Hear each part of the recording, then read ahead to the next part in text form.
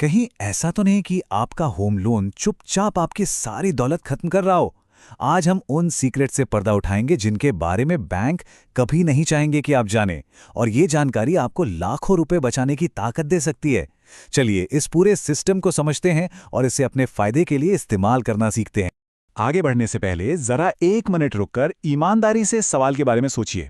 अगर कोई सालों से अपनी ईएमआई चुका रहा है तो भाई यही लगेगा ना कि लोन काफी कम हो गया होगा।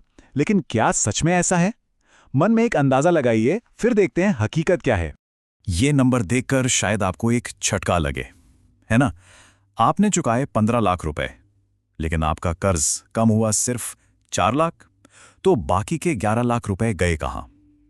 कहीं नहीं, वो सीधे बैंक के मुनाफे में गए। ये कोई गलती नहीं है, बल्कि ये एक जानबूझकर बनाया गया सिस्टम है, और आज हम इसी सिस्टम को डिकोड करना सीखेंगे। तो सवाल ये है कि आखिर ये होता कैसे है? ये सब एक ऐसे शब्द की वजह से होता है जो बैंकों को तो बहुत पसंद है, लेकिन शायद आपको नहीं। और इस जाल से बाहर निकलने की चाबी भी इसी शब्द को समझने में छुपी है। इस शब्द को ना अच्छे से याद रख लीजिए, एमोर्टाइजेशन। अब इसे ऐसे समझिए, मान लीजिए आपका लोन एक बहुत बड़ा केक है, लेकिन शुरुआती कई सालों तक बैंक ये पक्का करता है कि आप सिर्फ ऊपर की क्रीम यानी कि इंटरेस्ट ही खाते रहें, और जो असली केक है यानी आपका मूलधन, वो लगभग वैसे का वैसा ही रहता है। जरा सोचकर देखिए, आपकी मेहनत की कमाई का 80% हिस्सा सिर्फ और सिर्फ ब्याज भरने में जा रहा है, और सिर्फ 20% आपके असली कर्ज को कम कर रहा है। यही वो वजह है कि सालों तक पैसे भरने के बाद भी ऐसा लगता है कि हम जहां से चले थे आज भी वहीं खड़े हैं। और ये है पूरी कहानी का सार। अपने 30 लाख रुपए के घर के लिए आप आखिर में लगभग 60 लाख रुपए चुकाते हैं।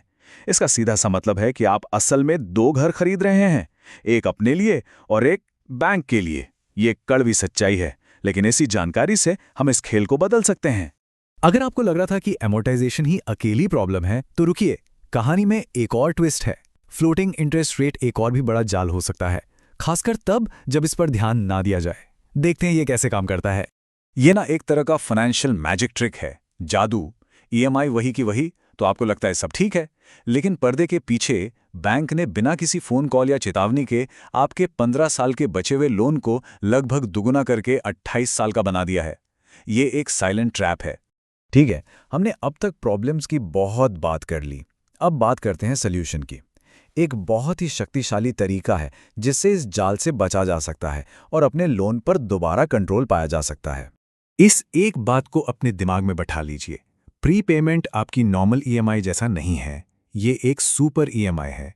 ये ब्याज वाले रास्ते को बाईपास करके सीधा कर्ज के दिल पर अटैक करती है।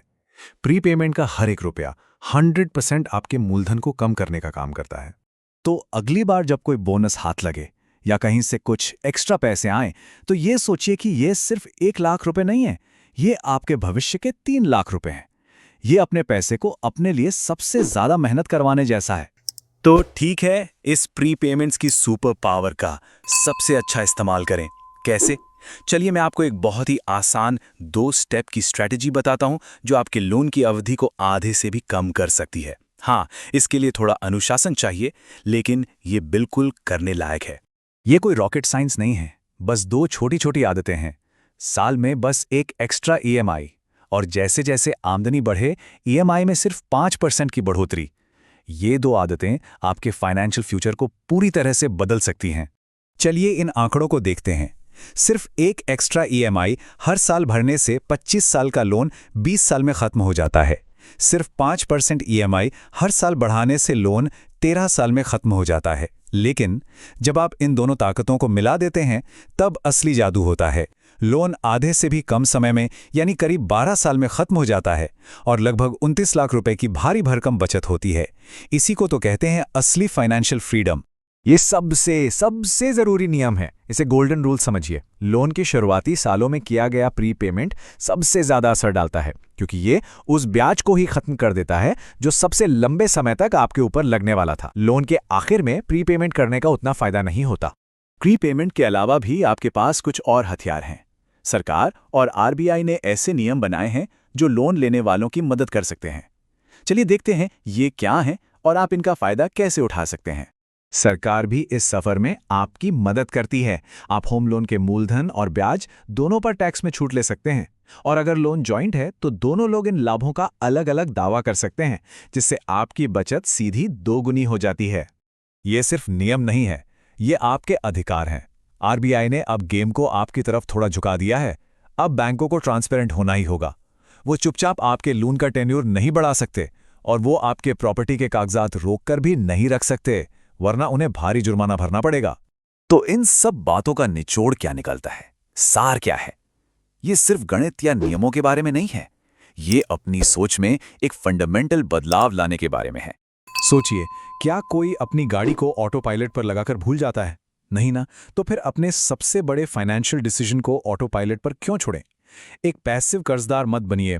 ड्राइवर की सीट पर बैठिए, अपने स्टेटमेंट्स को चेक कीजिए और अपनी फाइनेंशियल डेस्टिनी को खुद कंट्रोल कीजिए। याद रखिए, इसके लिए आपको कोई फाइनेंस का जीनियस होने की जरूरत नहीं है, बस जागरूक और एक्टिव रहने की जरूरत है।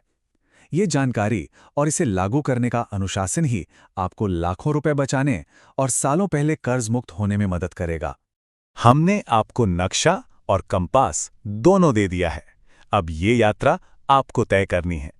तो हम आपको इसी एक सवाल के साथ छोड़े जा रहे हैं। आज आप अपने होम लोन से कितने साल कम करने की योजना बनाना शुरू करेंगे? आपकी वित्तीय स्वतंत्रता की कहानी आज से शुरू होती है।